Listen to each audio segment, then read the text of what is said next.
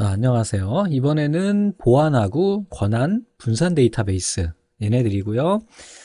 한번 쭉 살펴보겠습니다. 자, 우선 보안이라고 하는 것은 어떤 걸까요? 그냥 말 안 해도 아시죠? 그래서 권한이 없는 사람들한테는 이 데이터베이스에 접근하지 못하도록 하는 것이 보안이죠. 오케이? 뭐 최근에는 홍채 인식, 요즘에 뭐 갤럭시인가요? 갤럭시 나트인가? 지문 인식, 좋습니다. 음성 인식. 근데 저는 이제 제일 좋은 게 이 지문 인식인 것 같아요. 요즘에 제가 스마트폰 뱅킹을 굉장히 잘 쓰고 있거든요. 근데 많은 분들이 저희 주변 분들, 저희 직원분들도 그렇지만 이거 안 쓰시더라고요. 이거 너무 보안적으로 위험한 거 아니냐? 이거 뭐 구더기 무서워서 장 못 담그는 건 아니고. 근데 요즘에 이게 지문 인식으로 해가지고 공인인증 대신해서 사용할 수 있는 게 있는데 너무 편한 거예요. 이 공인인증서 같은 경우에는 어때요?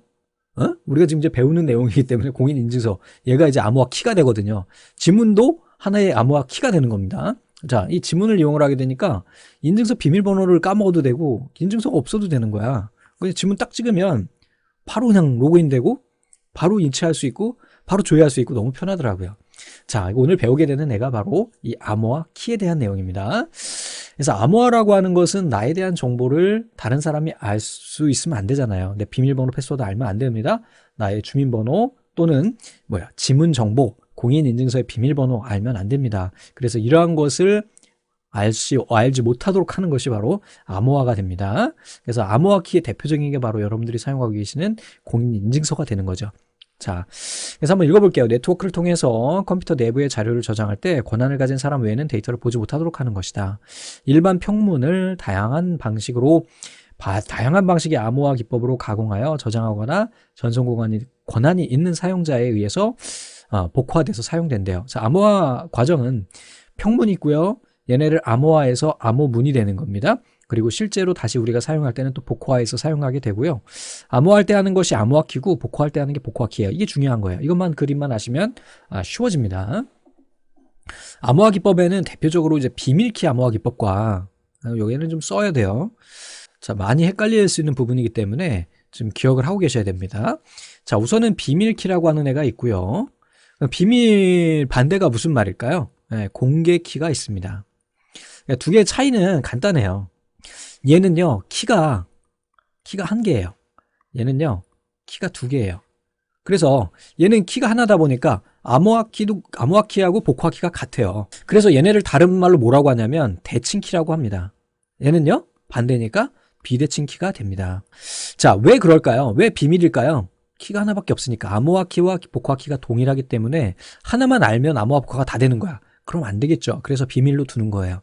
자, 공개키 같은 경우에는 암호화키와 복화키가 달라요. 그래서 암호화키는 이거는 내가 알고 있으니까 비밀로 하고, 복화, 상대방에서 받을 때 쓰는 것은 공개를 할 수가 있어요. 그래서 공개키라고 이야기합니다.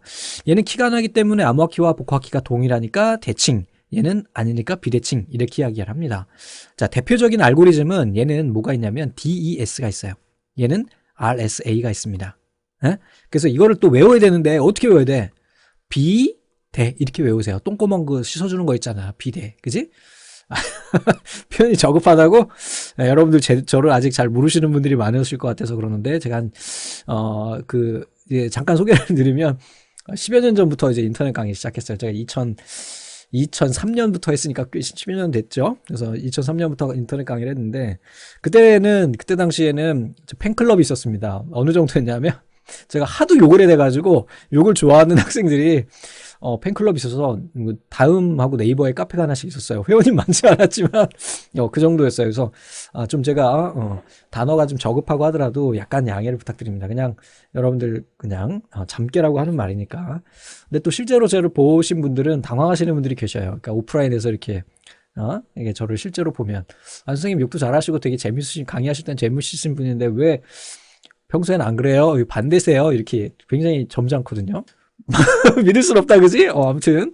자, 뭐, 그렇다 얘기죠. 그래서, 요렇게 외워주시면 돼요. 그래서 비대. 얘는 그냥 반대로 RSA 이렇게 기억하시면 되는데, 요게 좀 헷갈리는 게 있습니다. 요게 보니까, B라고 하는 애가 이게 또 여기 있어. 비대칭이라는 애가. 그래서 꼭 여러분들 암호화 문제가 나오면, 이제 실기에 가면 여러분들 이 문제 되게 많이 나올 거거든요.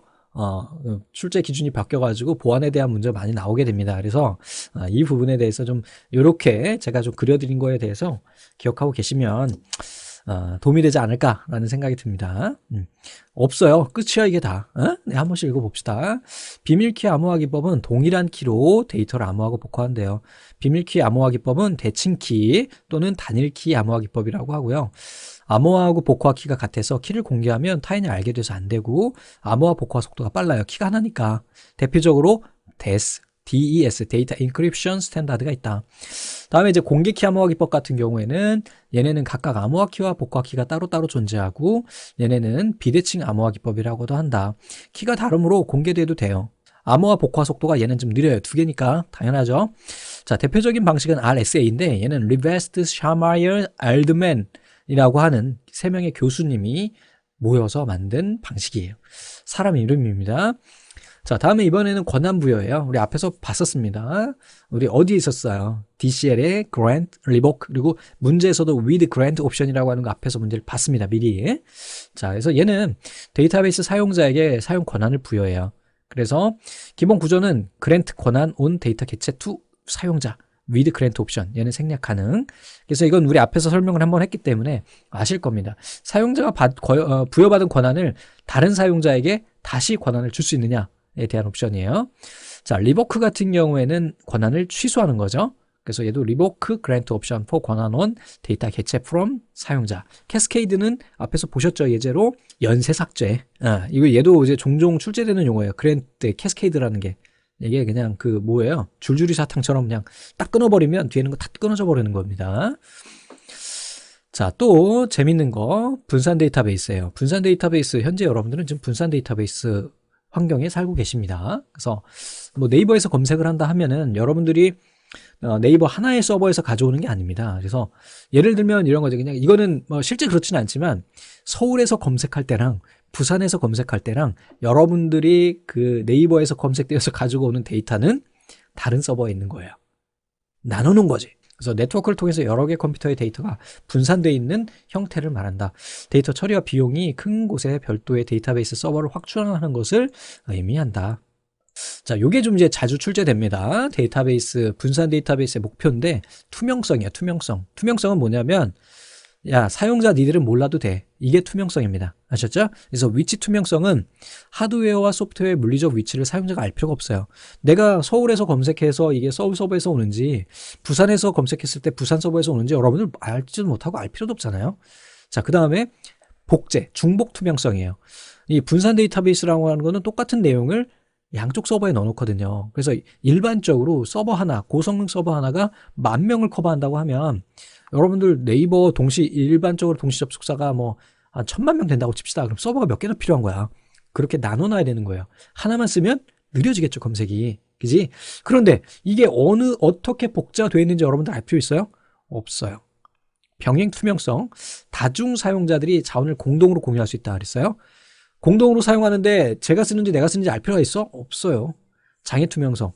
서버가 한 100개 돼. 그중에 하나 고장나도 검색되거든요. 어느 게 고장났는지 여러분이 알 필요 있어요? 없어요. 관리자만 알면 돼. 그지? 그거예요. 분산 데이터베이스 시스템의 구성 요소에는 우선 분산 처리기, 분산 데이터베이스, 통신 네트워크 3개예요. 장단점이 있습니다. 질의 처리 시간을 단축하고 데이터 공유성을 향상하고 신뢰성 및 가용성을 향상하고 점진적인 시스템 용량 확장이 용이해요. 서버 하나 부족하다 그러면 하나 더 늘리면 돼요.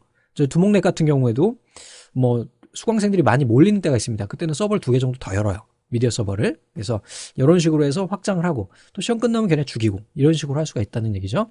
지역 자치성이 향상돼요. 여러분들 이거 아시죠? 구글에서 우리나라 그 상세 지도를 그 반출해 가게 했다고 계속 요청을 하잖아요.